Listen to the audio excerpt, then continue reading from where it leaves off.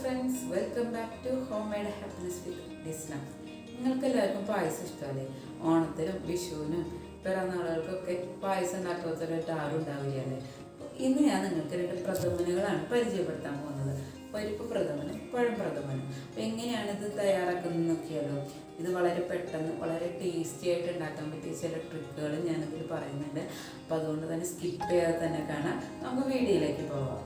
അപ്പോൾ നമുക്ക് പരിപ്പ് പ്രഥമൻ ഉണ്ടാക്കാൻ തുടങ്ങാം. അതിന് വേണ്ടിയിട്ട് ഞാനിവിടെ ഉരുളിയാണ് എടുത്തിട്ടുള്ളത്. പിന്നെ ഇതിലേക്ക് ഞാൻ 4 ടീസ്പൂൺ നെയ്യ് ഒഴിച്ച് കൊടുക്കുന്നുണ്ട്. ഈ തേങ്ങാക്കൊത്ത് നമുക്കൊന്ന് വറുത്തെടുക്കാം. ഇനി ഞാൻ തേങ്ങാക്കൊത്ത് ഇടുന്നത് ഇടയ്ക്കൊന്ന് കടിക്കാൻ വേണ്ടിയിട്ടാണ്. ഇത് ഇഷ്ടമില്ലാത്തവർക്കാണെങ്കിൽ സ്കിപ്പ് ചെയ്യാവുന്നതാണ് കേട്ടോ. അപ്പോൾ ഇത് ഒരു ഗോൾഡൻ ബ്രൗൺ കളറാവുന്നത് വരെ നമുക്കൊന്ന് ഫ്രൈ ചെയ്തെടുക്കാം. അപ്പോൾ നമ്മുടെ തേങ്ങക്കൊത്ത് നല്ല ഗോൾഡൻ കളർ ആയി വന്നിട്ടുണ്ട്. നമുക്കിന്നത് കോരി മാറ്റാം.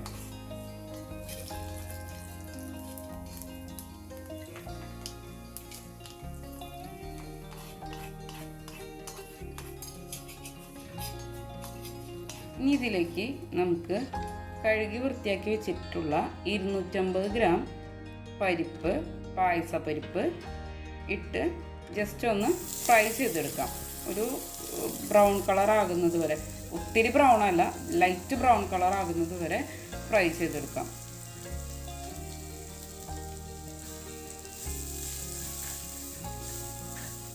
ഇപ്പോൾ നല്ല ചെറിയ ലൈറ്റ് ഗോൾഡൻ ബ്രൗൺ ആയി വന്നിട്ടുണ്ട്. ഇനി നമുക്കിതിലേക്ക് തേങ്ങാപ്പാലിൻ്റെ 3-ാം പാൽ, തേങ്ങയുടെ 3-ാം പാൽ ഒഴിച്ച് നമുക്ക് പരിപ്പ് വേവിച്ചെടുക്കാം.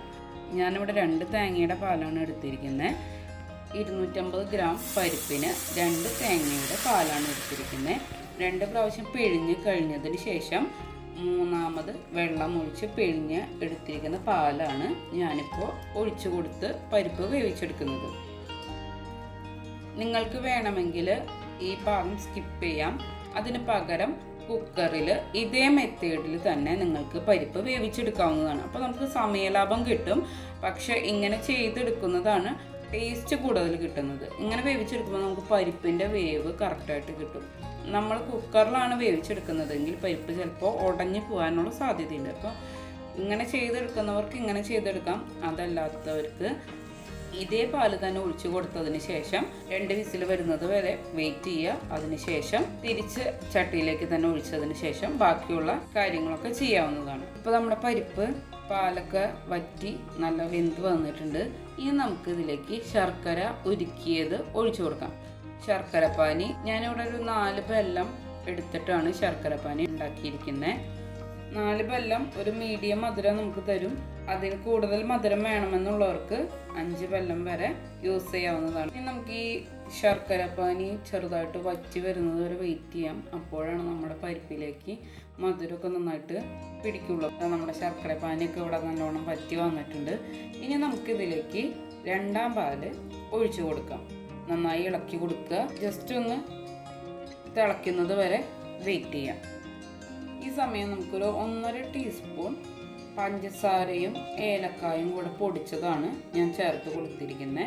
ഇനി നമുക്ക് ഇതിലേക്ക് മധുരം ബാലൻസ് ചെയ്യാൻ വേണ്ടിയിട്ട് ഒരു നുള്ള് ഉപ്പും കൂടെ ചേർത്ത് നന്നായി തിളപ്പിച്ചെടുക്കാം.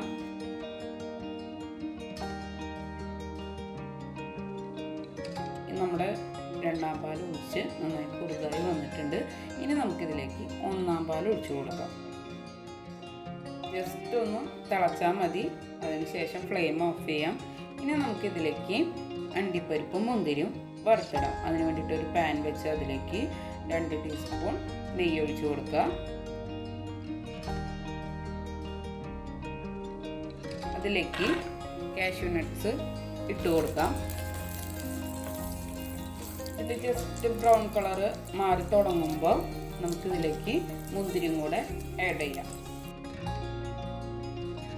അണ്ടിപ്പരിപ്പും മുന്തിരിയും വറുത്തതും അതുപോലെ തന്നെ നമ്മൾ നേരത്തെ വറുത്ത് മാറ്റി വെച്ചിരിക്കുന്ന തേങ്ങാക്കൊത്തും കൂടെ ചേർത്ത് കൊടുക്കാം.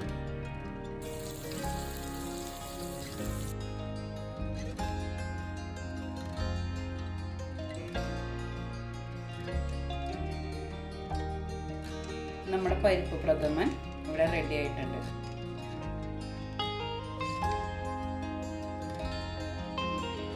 ഇനി നമുക്ക് പഴം പ്രഥമൻ ഉണ്ടാക്കാൻ തുടങ്ങാം. അതിന് വേണ്ടിയിട്ട് അതേ പാത്രം തന്നെയാണ് ഞാൻ എടുത്തിരിക്കുന്നത്. ഇനി ഇതിലേക്ക് 3 ടീസ്പൂൺ നെയ്യ് ഒഴിച്ച് കൊടുക്കാം.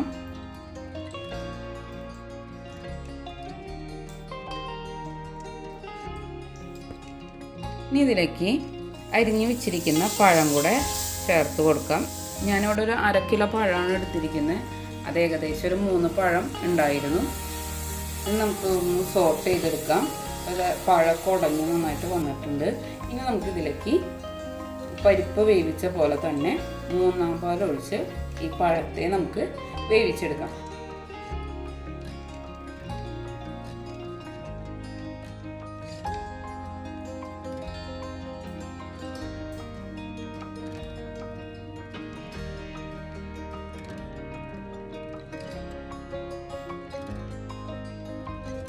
അപ്പോൾ നമ്മുടെ പഴമൊക്കെ നന്നായിട്ട് വെന്ത് വന്നിട്ടുണ്ട്. ഇനി നമുക്കിതിലേക്ക് ശർക്കര പാനി ഒഴിച്ചു കൊടുക്കാം. ഒരു 2-3 ശർക്കര യൂസ് ചെയ്താൽ മതിയായിരിക്കും. കാരണം ഓൾറെഡി പഴത്തിന് മധുരമുണ്ട്. അപ്പോൾ അതുകൊണ്ട് മധുരം ഒത്തിരി വേണ്ടാത്തവർക്കാണെങ്കിൽ 2 ശർക്കര യൂസ് ചെയ്താൽ മതി. ശർക്കര പാനി ഒഴിച്ചു കൊടുത്ത് ജസ്റ്റ് ഒന്ന് വറ്റിച്ചെടുക്കണം നമുക്ക്. അപ്പോഴാണ് അത് പഴത്തിൻ്റെ ടേസ്റ്റ് അതിലേക്ക് നന്നായിട്ട് പിടിക്കുകയുള്ളൂ. ഇനി നമുക്ക് ഈ സമയത്ത് തേങ്ങയുടെ 2 പാൽ ഒഴിച്ചു കൊടുക്കാം. ഞാനിവിടെ ഒരു തേങ്ങയാണ് കേട്ടോ എടുത്തിട്ടുള്ളത്. അപ്പോൾ തേങ്ങയുടെ 2 പാൽ ഒഴിച്ചു കൊടുക്കാം.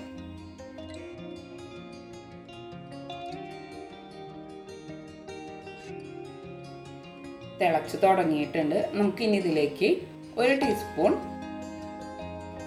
ഏലക്ക പൊടിച്ചതും കൂടെ ചേർത്ത് കൊടുക്കാം. നേരത്തെ പരിപ്പ് പ്രഥമനിൽ പറഞ്ഞ പോലെ തന്നെ പഞ്ചസാര ഏലക്കാപ്പൊടി പൊടിച്ചത് 1 ടീസ്പൂണ് ചേർത്ത് നന്നായി ഇളക്കി യോജിപ്പിക്കാം. ഇതിലേക്ക് മധുരം ബാലൻസ് ചെയ്യാനായിട്ട് ഒരു പിഞ്ച് ഉപ്പും കൂടെ ചേർത്ത് കൊടുക്കാം. നമുക്ക് തിളയ്ക്കുന്നത് വരെ വെയിറ്റ് ചെയ്യാം. അപ്പോൾ നമ്മുടെ 2 പാലും നന്നായിട്ട് കുറുതായി വന്നിട്ടുണ്ട്. ഇനി നമുക്കിതിലേക്ക് 1 പാൽ ഒഴിച്ചു കൊടുക്കാം. 1 പാൽ ഒഴിച്ചു കൊടുത്തതിന് ശേഷം തിളപ്പിക്കരുത്. ജസ്റ്റ് ഒന്ന് ചൂടായി കഴിഞ്ഞ് കഴിഞ്ഞാൽ നമുക്ക് ഫ്ലെയിം ഓഫ് ചെയ്യാം.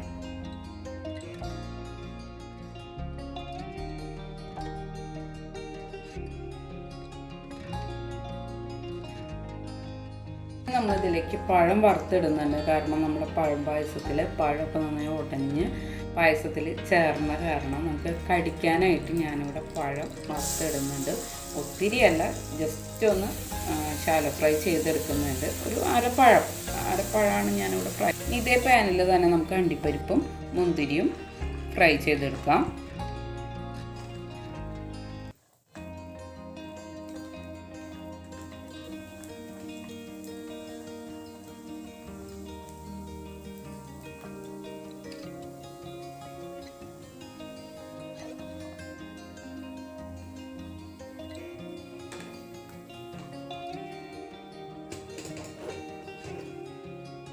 ഫ്രൈ ചെയ്തെടുത്ത അണ്ടിപ്പരിപ്പും മുന്തിരിയും പഴവും നമുക്ക് പായസത്തിലേക്ക് ചേർത്ത് കൊടുക്കാം. അപ്പോൾ നമ്മുടെ പഴം പ്രഥമനും ഇവിടെ റെഡി ആയിട്ടുണ്ട്.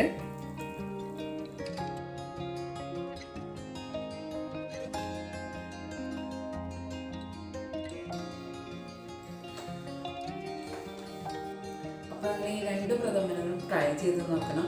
ഇതിലേത് പ്രഥമനാണ് നിങ്ങൾക്ക് കൂടുതൽ ഇഷ്ടം എന്നുള്ളത് എന്നെ കമൻ്റായിട്ട് അറിയിക്കാൻ വേണം. മറ്റൊരു വീഡിയോ ആയിട്ട് വരുന്നത്